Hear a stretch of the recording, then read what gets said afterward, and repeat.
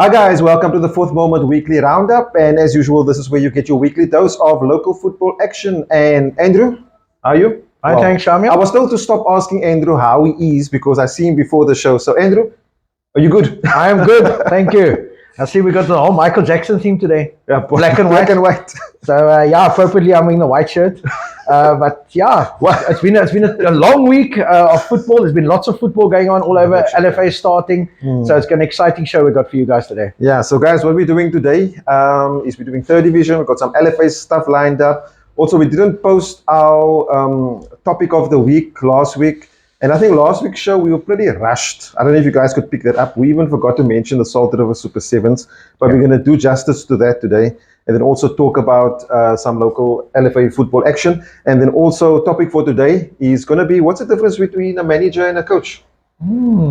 Interesting. A lot of, we'll talk about that later. Anyway, we're going to go into third division first, Andrew. Perfect.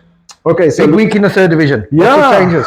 I think more of the action at the bottom of the log, but a lot of changes on the top of the log also. But we'll get to there later. Getting exciting. Yeah, we're gonna just go over the results quickly. I think let's start with the sixth. So we had Jomo Powers and Goal 50. Good win for Jomo's there. Goal 50 have been on a good run. Yeah. Jomo's coming back there with a 3-1 win. Yeah, it's tough to go to Atlantis and get a result there.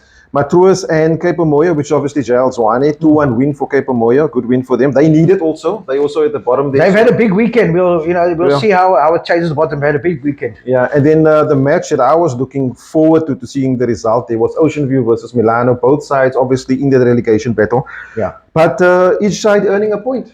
Yeah, I don't think it suits both of them. I think one of them needed to win. They both going to have to win the majority of the games they got left to stay up. From what I heard, Ocean View getting a penalty right at the end of that game. Okay. To equalize them. Lots of penalties around. Yeah, then Jamestown and Greenwood. Wow, this one was sort of I would say for me it was sort of a shock. Jamestown winning 4-2 against Greenwood. Greenwood, obviously, for everything that's up for grabs, we're not expecting a result from a team like that at this time of the season. Yeah, listen, we don't know, sure. Shamiel, I've been there, in that Greenwood Junction game last Tuesday, that didn't happen. Yeah. The players were psyched up for that. That didn't happen. So maybe there was a bit of a letdown. Yeah. And now, the spirits drop and then they go play Jamestown. So the build up to that top of the table clash against Junction might have got to them. I'm not saying it did, I'm saying it might. Yeah. And then they go to Jamestown maybe a bit more relaxed than they should have been. But listen, Jamestown at home, you got Billy. You got Billy popping in the goals. He scored all four. It's a tough place. Yep. I wonder if Billy's going to get that our prize at the end of the season. Yeah, I think it's between him. I think Shukir Simons from Premier and Amin Awaldin. Between the three of them, they're fighting for that leading goal scorer. I mean, again, just remember, guys, for the leading goal scorer, if you are the top goal scorer from Fourth Moment and Vecchio, you do get some sort of memorabilia at the end of the season. Yeah. Then Saxon Rovers and Vesco. That's the Cape Town Tigerberg derby there. Yeah. Saxon coming out 3-1 winners against Vesco. They needed those points. Yeah. I think Saxons need maybe another 3 more and then they're safe. But that was a big result for them.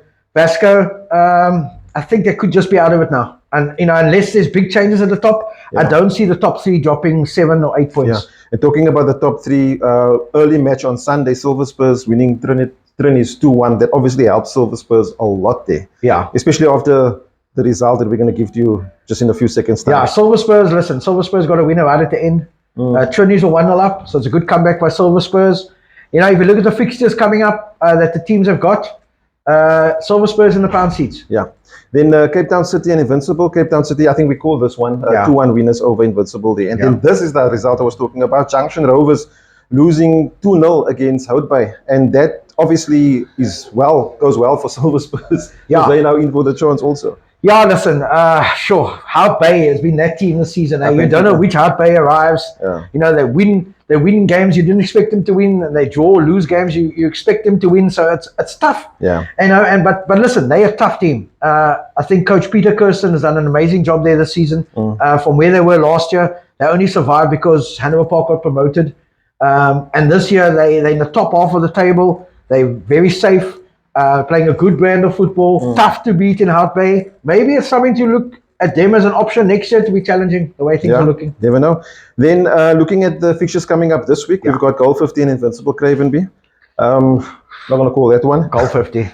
Greenwood and Cape Town City. That's going to be a tough one. Ooh, I still think Greenwood at solo. Yeah. Then FC Houtbay and Jamestown. That's on Saturday. Can't Early call kickoff. that, eh? Yeah, definitely. Jeez, can't Cape call that. Moyo, Jomos. Yeah, the matches are now, time of the season is difficult to call. Yeah. Trinis and Premier, even that one can go either way. Yeah, I think Trinity's at home is always tough. Yeah. But Premier on a run. Yeah, then Mother's Day games, 1 o'clock, Silver Spurs and Saxon Rovers. There's going to be no love lost on Mother's Day there. Yeah, I definitely. think Saxons, if I remember correctly, the first game was a draw at Maitland. And Saxons, like I said, are pushing for that last 3 points to make them safe. It's not going to be easy for Silver Spurs, but Silver Spurs at home is going to be tough to beat. Yeah, also it looks like they prefer the early kickoff.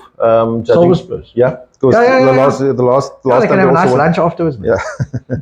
And then Cape Town United, which is Milano, obviously against Junction. That's going to be tough for them. Yeah, Rocklands. Yeah, tough place. Also 1 o'clock kickoff. And then there is the match on next week, the 16th. So the match didn't take place last week, Tuesday, between Greenwood and Junction. That match is kicking off 7:30. It's the same fixture, just on a different date, happening at Solar Street. Yeah, listen, after the weekend results, we'll know how things stand. Yeah. But that's still going to be a big one. Yeah. Then looking at the log there, right, top of the log, Junction Rovers with 58 points, 28 matches played. Silver Spurs now in second spot with 29 matches played with 57 points. Now they're only 1 point behind, although playing one match more. I think they've won 5 in a row now, Shamiel. Yeah, Greenwood now also 28 games with 54 points. And then Trinis with 52, played 29 matches. So I'm going to say top 3. It's between the top 3 at the moment, Junction. Oh, yeah, definitely. And Greenwood. I don't see it coming out of there. Then looking at the bottom of the log, that's where obviously things are also sort of exciting. Invincible, bottom of the log still with 17 points. They're a bit far away. Then 8 points adrift from Ocean View, who's in 29 games, also 25 points. And then Woodlands with 26 points. Also played 29 games. I think we can safely say Invincible, I think, are basically relegated. You know, they need 10 points to get out of the relegation zone, and that's assuming none of the other teams win.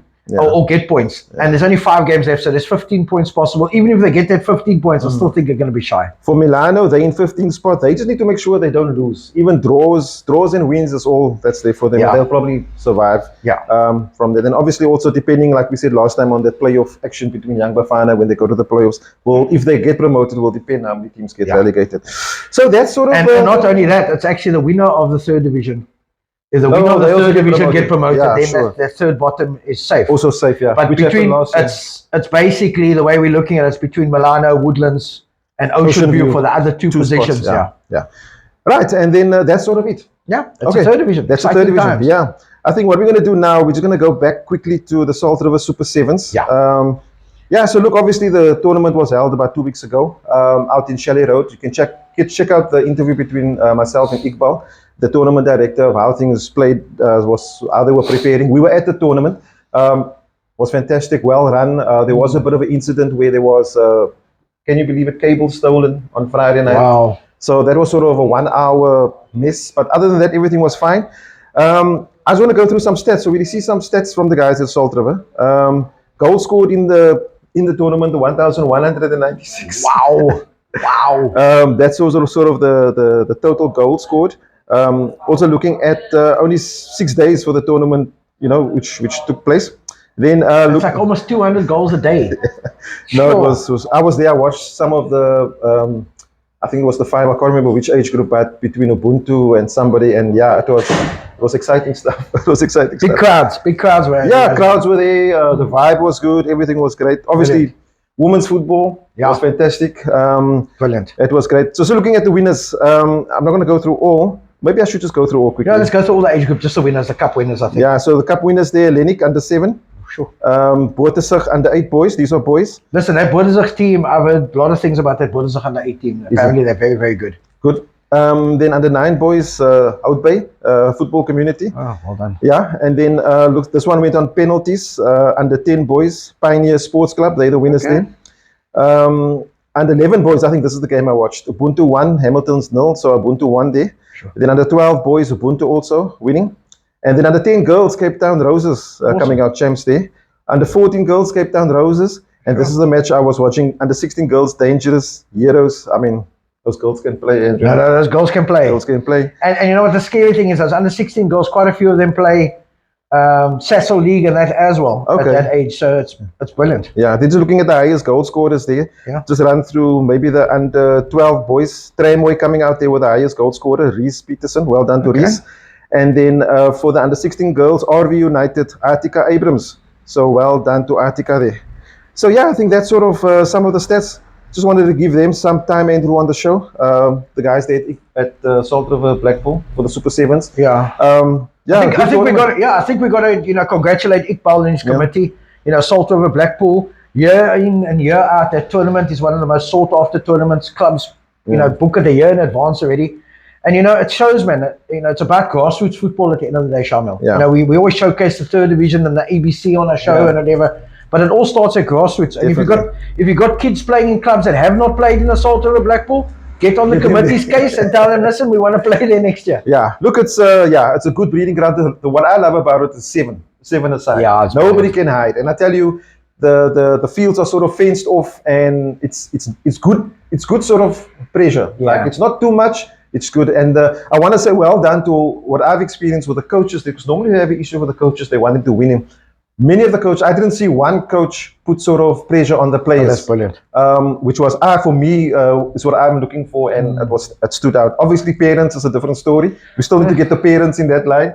But well done to all the coaches that took part in the Super Sevens day. And then just lastly on that, referee of the tournament for the ladies, Nolene Daniels. Oh, awesome. And then Fariz Daniels for emerging referee of the tournament. So well done there. So we wanted to say, on an ending note, well done to Salt River Super Sevens, the LFC, putting a good tournament together. The goal for next year, Iqbal has told me, is 200 clubs. They can do it. How many were this? 184. Wow. They only adds a couple of fixtures for them, so they've got the capacity to do it. So well done to them. So, are we safe to say that is the biggest tournament by number of clubs? Because 184 is a lot. A lot, yeah. So I was asked that question also, and I think it is. I've got to do more. Day, yeah. I've got to do more. I think the Weinberg under 10 is less than that. Yeah. I'm just thinking of the bigger junior tournaments and mini tournaments, and it's more than a week. Yeah. I think it's unbelievable. I mean, 200 clubs. From all the different LFAs. Yeah. Big ups. And, over a weekend. Over a weekend, unbelievable. Yeah. Let's go to LFA. I've spoken enough. Yeah. You get an LFA quickly. Yeah, let's go. The most sought after LFA, a lot of our viewers is Mitchell's playing LFA. Yeah. And there were fixtures on Saturday and Sunday. On Saturday, just to give you the Champions League, Mowgli's 1, Rockefellers 3, Cedar 0, Lentegeur 2. We have Colville 3, Liverpool Portland's 4, Saringa Spurs 4, Milano 0, Bale 3, Juventus 2, Beacon Spurs 3, Ikapa Sporting 2. And then on Sunday, because they always have double headers, Colville 2, Lentegeur 3. So that was a big weekend for Lentegeur, 6 points. Cedar 4, Juventus 0. Juventus struggling. 2 losses again on the weekend. Bale, good weekend for Bale. Bale 4, Ikapa Sporting 1. Ikapa also with 2 losses on the weekend. Liverpool Portland's 5, Rockefellers 1. Big result for Liverpool. Yeah. Mowgli's 2, FC Tafelzucht 3. Good result there for FC Tafelzucht. Saringa Spurs 3, Westridge 4. Good result for Westridge.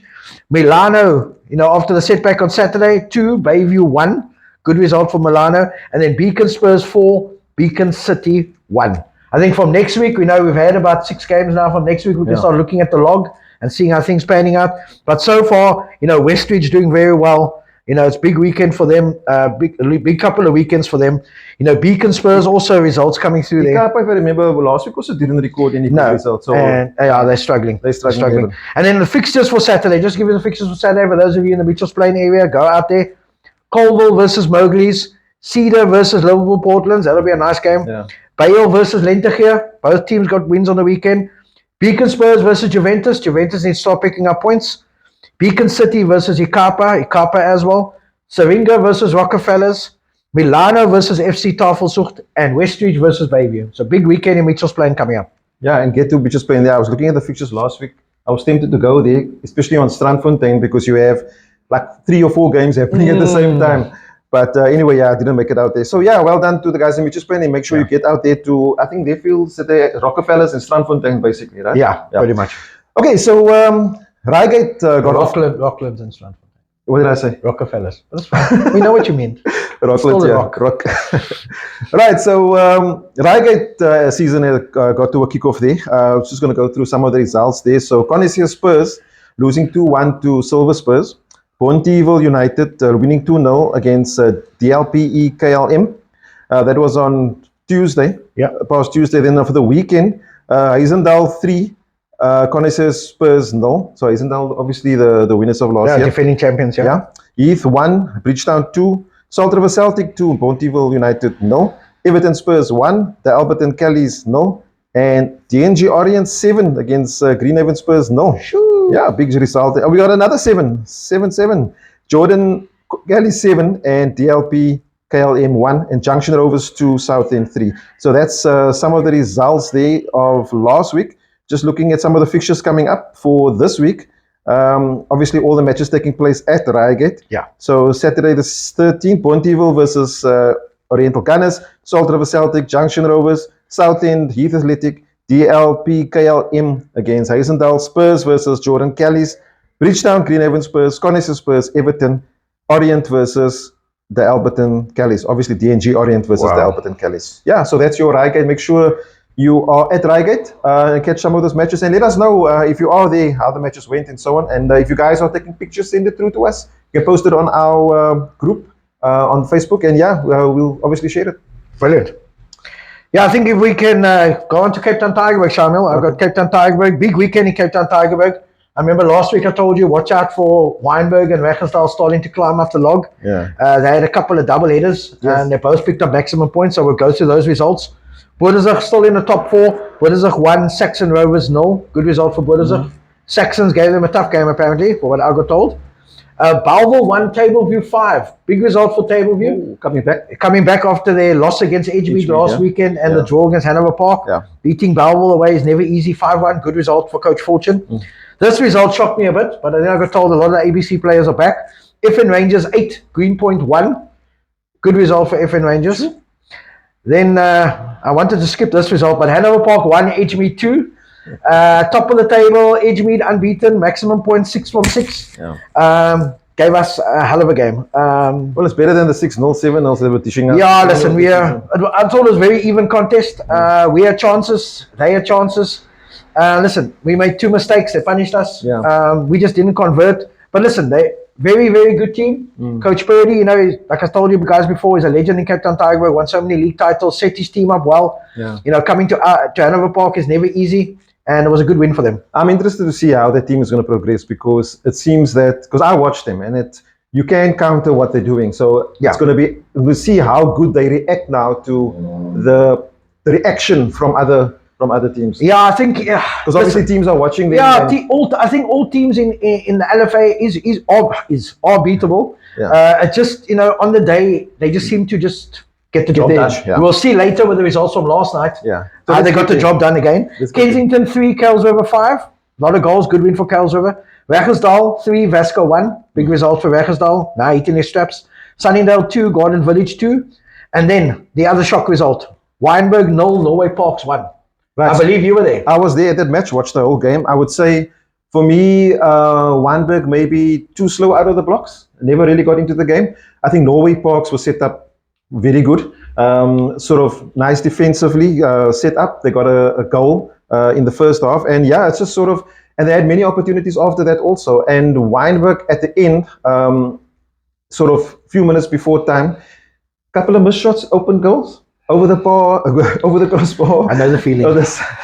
Yeah, so it was a lot of, but I would say well-deserved win by Norway Parks. Good setup, plan executed properly. Yeah. Wynberg just not arriving on the day for me. You look at the players in that Wynberg side. I mean, at the start of the match, I was expecting something different, and they never delivered. But it was maybe one of those days. Yeah, listen, you know, the thing is with Wynberg now, you know, effectively they're 8 points behind Edgemead. You know, with the 2 losses and a draw, but as I was about to say, there's still 20 odd games to go. There's plenty of time for them to turn it around. Yeah. They're defending champions. I'm sure they're waiting for 1 or 2 more players to come from after the third division. They'll be stronger. So watch out for Wynberg in the second round.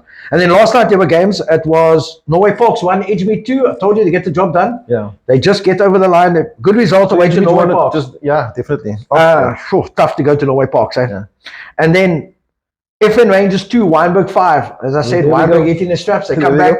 Yeah. You know, they came back. 2 goals for Peter Adams there last night.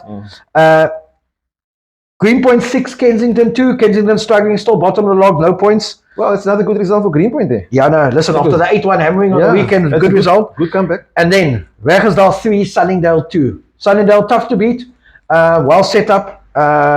Zane Wegelhof is the coach there at Sunningdale, so they're always, very well coached. But Wegersdal, Coach Anwar Galant, getting his team over the line, and if memory serves, us 4 wins in a row for Wegersdal. They're now hitting his straps. That's good. Well, so this weekend, it's a big weekend of matches. Hanover Park's on the bye. I'll just run through a couple, Shamiel. I don't, there's always lots of games here. One or two I just want to highlight here. Edgemead home to Bellville City. I think Edgemead will get over the line there. The other big game that I thought should be a good game is Norway Park, Sunningdale. Norway Park's at home. Wegersdal, Garden Village. I think Wegersdal will get the job done. Saxon Rovers versus Wynberg. Saxon still got a lot of players in regional 3rd division. I think Wynberg will get over the line.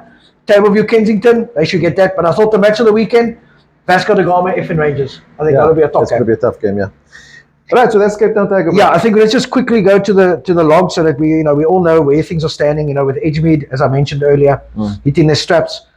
Top of the log is Boerdenzag, 9 games, 22 points. Edgemead, 7 games, 21, so they got maximum points. Tableview, 8 games, 19. Wegersdal, 8 games, 18. Hanover Park, 8 games, 16. So that rounds off the top 5. Yeah. Okay, that's your Cape Town Tigerberg there. So we're just going to jump onto Northerns. Just going to go through the results. UWC 2, Bella Spurs 1. Sure. The dates are very mixed up. I think UWC are catching up on fixtures, so they're having double headers every weekend before the Varsity Cup in June. Okay, I've got it now. Bella Spurs 2, Valhalla 2, Blue Down Spurs 0, Bishop Lavis 0, Eastern Rovers 0, and Riverside 3. Good result for Riverside. Yeah, good result for Riverside. They out in Northerns. Some other results here quickly. Ravensmead 2, Matroosfontein 1, UWC 1, and Bellstar 1, 1-0 draw there. And then United 1, another 1-0 draw against Bellville United. Just looking at maybe at the matches coming up at Northerns there. Obviously, Northerns always a tough league. Also, Andrew, a lot of good players coming from there. Always. Matches coming up this week: Bellstar versus United, Bellville versus Bella Spurs, Bishop Lavis versus Ravensmead, Matroos versus UWC, Riverside Rangers versus Blue Down Spurs, Valhalla versus Eastern Rovers, and those are the matches for this weekend coming up. Awesome. Right. I think that's sort of all we have. Actually, I keep on forgetting that Langa United. Langa United, I will bring it up next week. I think there's more and more LFAs. We need to maybe just start highlighting the. I think we should. I think the LFA is kicking off. We're always looking at the results. Please, send us the results. Send us everything. We'd like to highlight as many LFAs as we can. I think that's the important thing. There's lots of things going on the go. Tournaments. If there's tournaments coming up, please let us know. And I think just important, I just want to go through the Cecil results, Shamiel. We missed that last week also. The Cecil results, the Cecil League is going, the ladies are on track, everybody's on track, and we'd like to highlight that next week. I haven't received them this week, but please, send it through and we can, keep going on the Cecil League. Yeah, we want to do more of the ladies. Also the RWL, we'll touch on that next week also. Right, then just topic of the day. Is there a difference between a manager and a coach? Andrew, are you a manager or a coach? I think I'm a bit of both, Shamiel. I think we need to realize that the manager, let me go from a manager's perspective, a manager manages a technical team and manages a team. So that person doesn't really get involved too much in the tactical preparation for match day. Obviously, they oversee everything and they obviously put the tactics out there to the technical team and to the players, and then the coach basically coaches the team in the way they want to play, my opinion. Sample of one. The manager at the end of the day manages the team psychologically and physically. I think we need to understand that. There's a lot of game and man management involved on the management side. So if you look at it as an example, somebody like Sir Alex Ferguson, he got the best out of his players by man managing them. He knew which buttons to press. And I think that's the important thing you need to realize from a manager point of view, is it's not just about the tactics on the day and everything. You got to know your player's body language. Is he up for the game today? Is his mind ready? Those kind of things. Is he prepared from a psychological point of view? And that's also important from our perspective. I think if we keep it into let's talk LFA. Yeah. Because many times we have managers being coaches and vice versa also. Correct. And sometimes that is sort of the where they come short, the shortcoming of a team, because maybe the coach of the team is not a good manager, but is a good coach. Correct. So I would say in the LFA setup, the coach should be the guy actually doing the actual drills, the training, the sessions, and so on. So most of the times, obviously, in our LFA, that guy is also the manager. Yes. But you look at teams that do well, that coach actually has somebody that's with him, which we normally call an assistant coach, who's sort of the manager, doing all the team sheets, making sure everything is done. The things are there on training. The team does get there, and so on.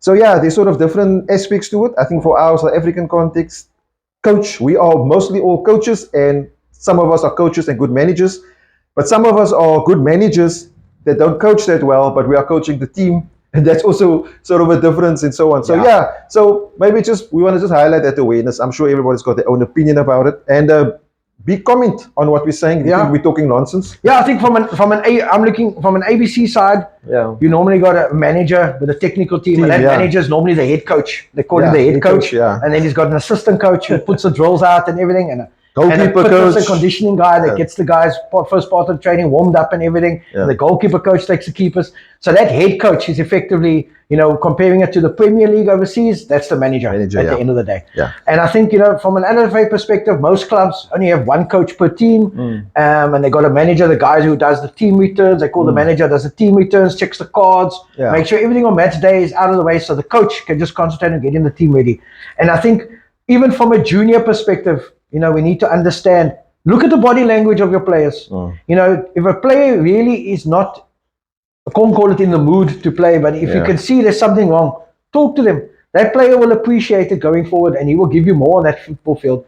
We are not just coaches who want to get results, Shamiel. We're building men and boys for the future, and girls for the future. And that's also a responsibility we got to take on. Yeah, so guys, that's sort of I'll say on that topic. So as I said, let us know what you think about it. And Andrew, that's sort of all we got for today's show. Perfect. I think it was a bit long also.